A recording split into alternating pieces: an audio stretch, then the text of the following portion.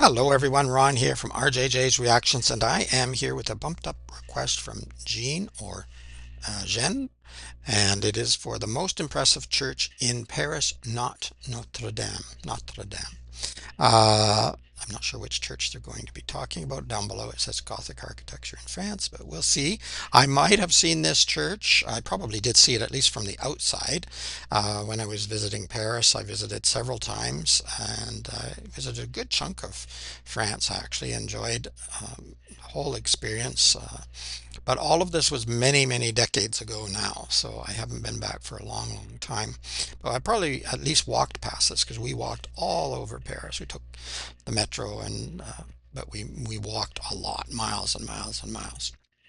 And then I also traveled around, went down south all the way down to the border of Spain and Campo-les-Bains. And we went to Bayonne, Biarritz, and Itsatsu, I think was the name of a small town. There were a lot of little places that we went to uh, by train, by driving, by walking. I actually could walk between some of the small towns. At least back in the day, I still could actually, because I walk a lot still to this day. Loved, loved, loved Paris. Very loud. Back in the 1980s, there were a lot of mopeds around, and the streets were so noisy. Plus, there was a strike on one of my visits, and so uh, buses and the metro was either not running or running on very limited basis, so the streets were completely packed. Saw ambulance spinning its lights and just sitting there. I thought the poor person's never gonna, they're either gonna die because they're never gonna get through this traffic. So, but I still love Paris. I thought it was absolutely incredible. And all of France, actually. I really loved my visits there. Uh, I did see, of course, Notre Dame, and I went inside briefly. I'm not a church person. I'm definitely not a religious person. I'm gonna bite my tongue while we go through this, probably.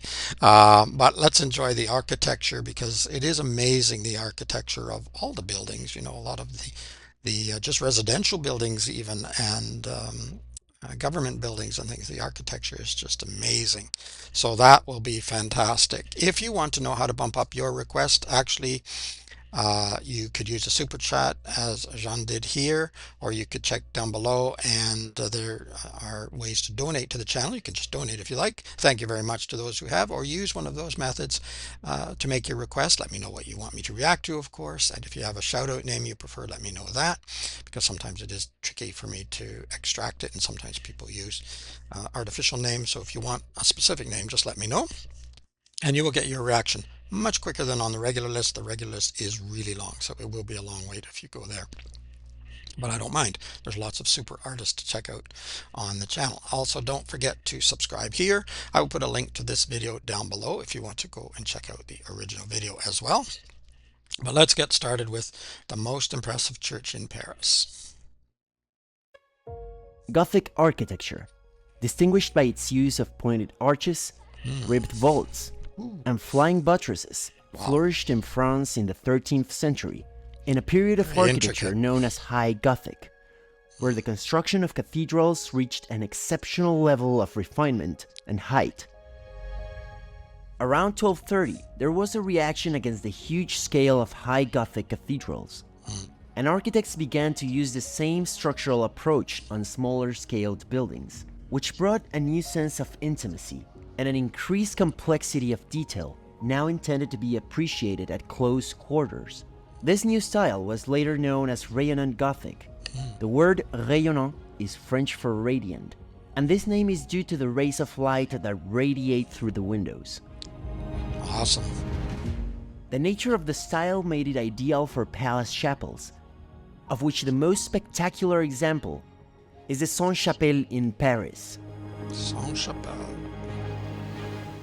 Built between 1242 and 1248, the Sainte-Chapelle was commissioned by King Louis IX to house the relics of the Passion which he had acquired from the Emperor of Constantinople, among them the crown of thorns and a fragment of the True Cross.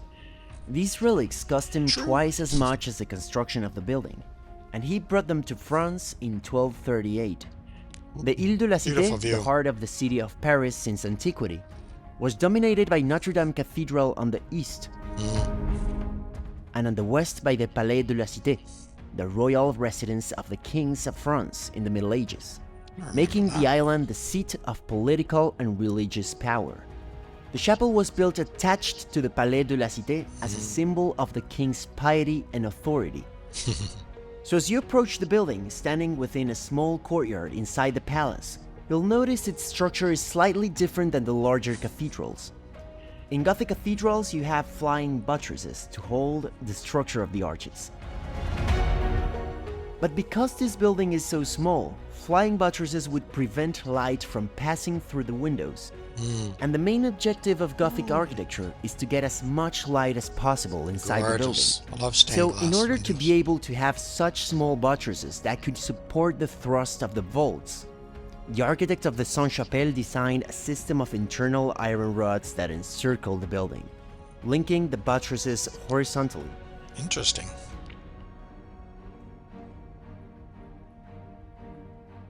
These rods are concealed in the masonry and pass across the windows, also serving as the framework that supports the glass. Thanks to this ingenious dematerialization of the structure, and to the wondrous properties of medieval stained glass, the interior of the Sainte-Chapelle has no equal, as the chapel is flooded with colorful rays of light that enrich the spiritual and divine experience of entering the chapel. The light would be amazing. The colors. The arrangement of the pinnacles and other elements such as the balustrade, the gargoyles, and the exterior tracery mimic the shape of a reliquary reflecting the building's purpose. But they also mimic the shape of a medieval crown with its jewels and ornaments. Yes. This resemblance to a crown could be interpreted as a symbolic homage to the relic it was built to enshrine, reinforcing its spiritual and sacred significance. Making the total height of the building over 75 meters, the spire is built of cedar wood and covered with lead for weather resistance. Nice. Statues of saints, gargoyles, and ornate carvings highlight the craftsmanship and the attention to detail.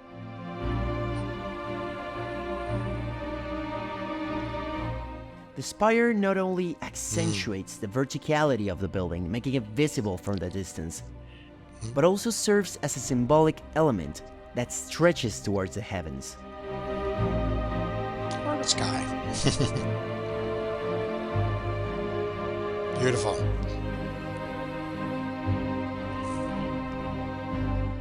The Sainte-Chapelle has 2 levels. In the ground floor, there is a... Sorry, it's a long video, so ads are going to pop up. I'm trying to edit them out because YouTube will be adding new ads, so we don't want ads on top of ads. All right, let's keep going. Very, very interesting. In the ground floor, there is a room with a low ceiling that was a chapel for the servants of the royal palace, while the spacious upper chapel was used by the royal family and the court. The ground chapel is accessed from the courtyard, and the upper chapel is accessed from the palace. We would say chapel, actually. From the main facade, you can appreciate the double height of the upper chapel. Wow, amazing. The rose window of the Sainte-Chapelle was built in the 15th century, using a later style of Gothic architecture known as flamboyant, which is French for flaming. And it was called that because you can see how the stone tracery has curves forming flame-like shapes. I could see that. Other elements from the exterior are also from the 15th century, such as the 2 small spire on top of the 2 towers on each side of the main facade, both decorated with fleurs de lis, beneath sculpted crowns of thorns. Fleur de lis. As you enter the ground chapel, you'll notice the polychromy on the interior. Usually Gothic architecture is not colored, but the walls, columns, and traceries of the Sainte-Chapelle are completely painted with bright colors such as gold, red, and green. And the vaults are painted of royal blue with fleurs de lis. Popular in Quebec as well. The columns inside alternate between red and blue, and each represent the 2 royal families from which the king, Louis IX, descended. The blue columns with the fleurs de lis represent the Capetian dynasty through his father, and the red columns with the golden castle represent the kingdom of Castile in Spain through his mother. Cool.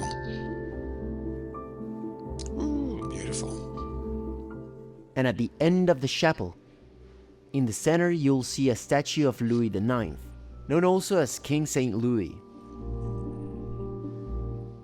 This chapel is very compact as it has columns in the middle of the space, and the ceilings are low, giving a cave-like effect thanks to how close you can see the vaults.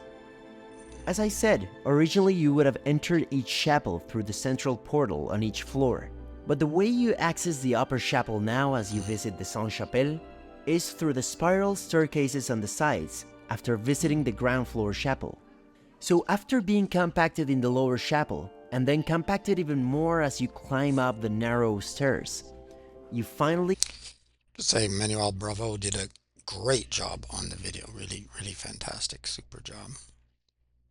to the upper chapel that gives you an amazing expansion of light and space. Gorgeous. Imagine the colors and the light coming through all those windows. Because of the structure conformed of thin buttresses, there are almost no walls inside. The whole space is contained by 670 square meters of stained glass. We want to clean that. It's gorgeous though. It's just beautiful. Most of the glass panels are original, and they depict 1,113 scenes from the Bible. The three central windows of the apse represent scenes of the life of Jesus, taken from the New Testament.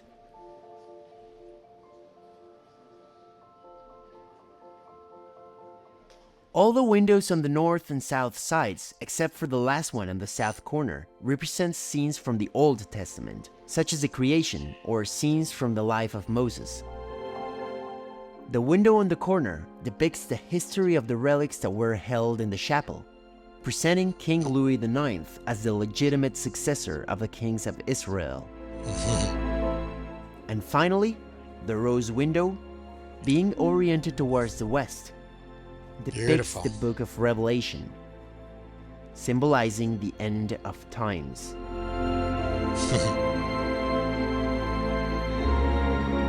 Because that's been predicted many, many times. It's gorgeous though.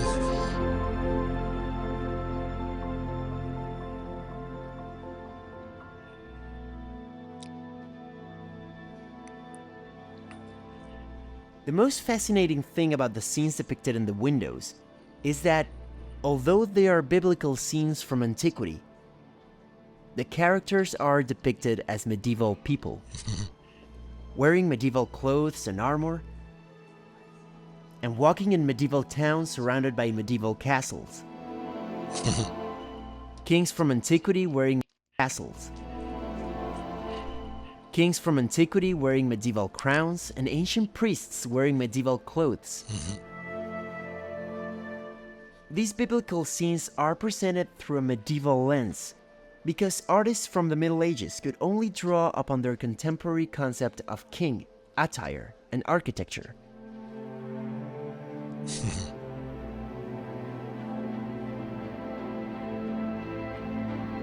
That points to some major issues. The plan of the chapel has 33 meters in length and 10.5 meters in width, and the vaults reach a height of 20.5 meters. A small space for a Gothic building, yet it retains that sense of verticality, characteristic of Gothic architecture. The bottom of the walls have a place for the court members to sit, and in the third traverse of the chapel, there's a niche carved in each side of the walls, each decorated with archivolts and sculpture angels and richly painted. These spaces were for the king and queen to sit during ceremonies.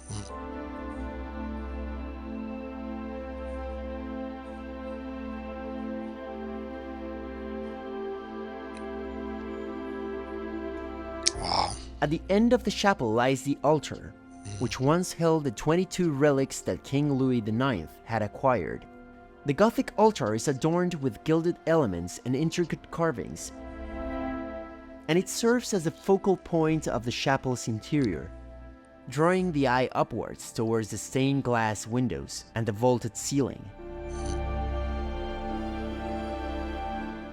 You can see that the vaults from the upper chapel are also painted blue, but instead of having painted fleurs-de-lis like the lower chapel, they have golden stars. This distinction in decoration visually represents the medieval belief in the divine right of kings, where the monarchy is seen as ruling under divine authority. The fleurs-de-lis in the lower chapel symbolize the monarchy's protection over its subjects, while the starry ceiling in the upper chapel symbolizes the heavens, emphasizing the royal family's proximity to God.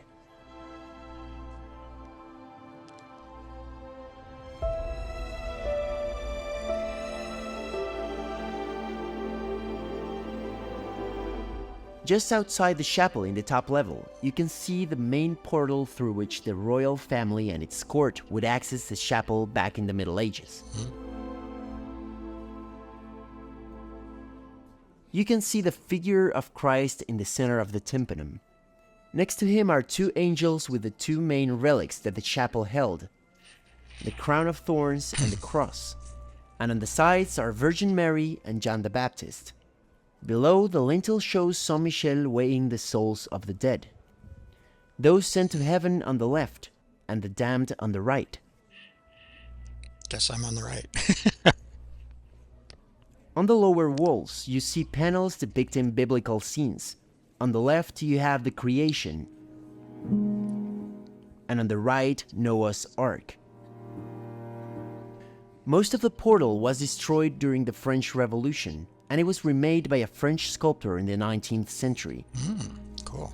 Several parts of the Sainte-Chapelle were damaged during the Revolution, and in the 1840s, scholars, archaeologists, and architects restored the chapel to its medieval state, being as faithful as possible with the original drawings and descriptions that had survived.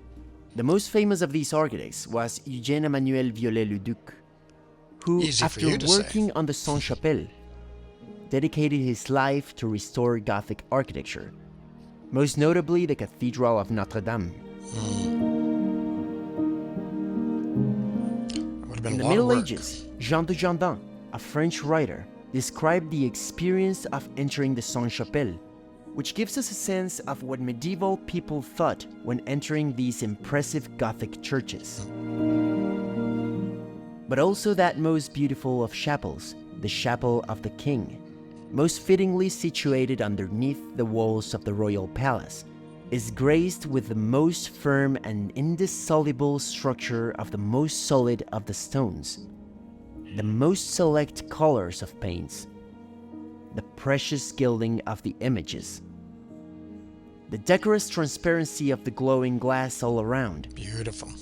the most beautiful ornaments of the altars, the wonderful virtues of the sanctuaries, the design of the reliquaries externally adorned with gleaming gems, and so great exaggeration of beauty is generously given to that house of prayer, that upon entering it, as if carried off to heaven, one would not without reason think has entered one of the most precious chambers of paradise.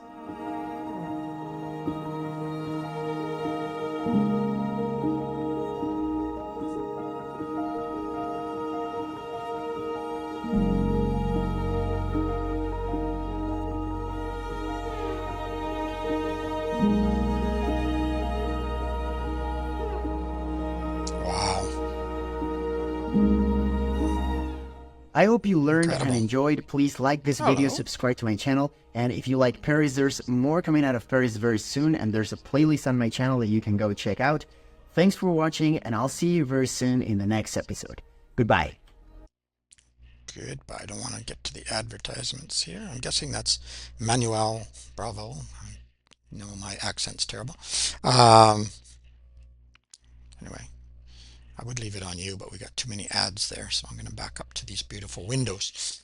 Amazing. Absolutely. It is impressive. Some people might argue whether it's the most impressive church in Paris. I guess it would depend which is your favorite. I don't have a favorite, so this is very, very impressive, of course.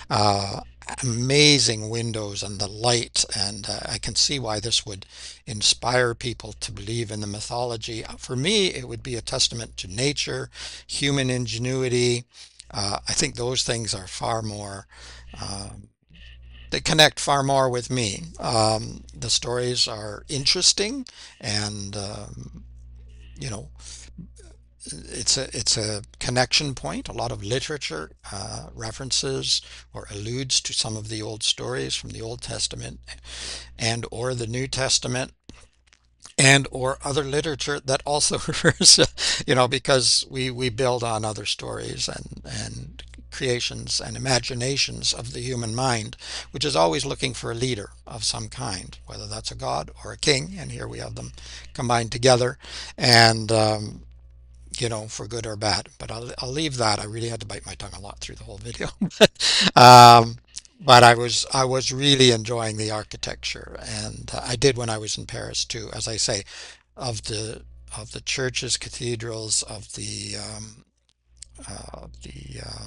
government buildings. A word wasn't popping into my mind, and even just the residential buildings, which may have served other purposes along the way as well. But they were all incredibly impressive, and I went many times on my own, but then my well, she wasn't my wife yet, but my wife and I went to Paris, and she was so impressed by the windows, not of the churches. I don't even know if we visited any churches on that trip, but just in general, just walking down the streets and just the apartment that we were staying in. She just loved the windows. I don't know why, but she did.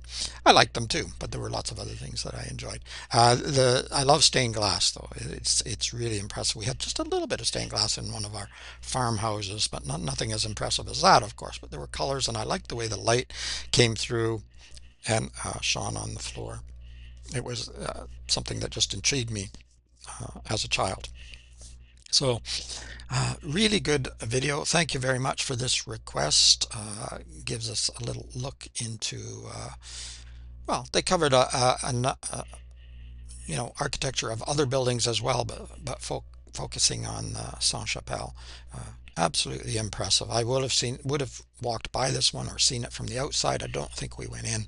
I think the only one we went into Paris, excuse me, was Notre Dame, but we went in a small church down south. What else did I have to say? I think that's it, really. Let me know if you enjoyed the video. Give it a thumbs up, of course, if you did. But you can also comment. I read all of your comments, answer as many as I can. Let me know what else you'd like me to react to. I'll put it on the regular list. It's very long, though, so it's going to take me a long time. If you want it quick, check in the description. There's an easy way to bump up your request and get it a lot faster. Don't forget to check there for a link to the original video too, and to Manuel Bravo's channel, and I'm sure he's got other amazing things on there. I'll have to check it out too at some point. And don't forget to subscribe here. All right, I think I already said that twice now. My brain, it's going. It's early in the morning here. It is Ron from RJJ's Reactions. Keep listening, keep watching, and keep having fun. Bye bye for now.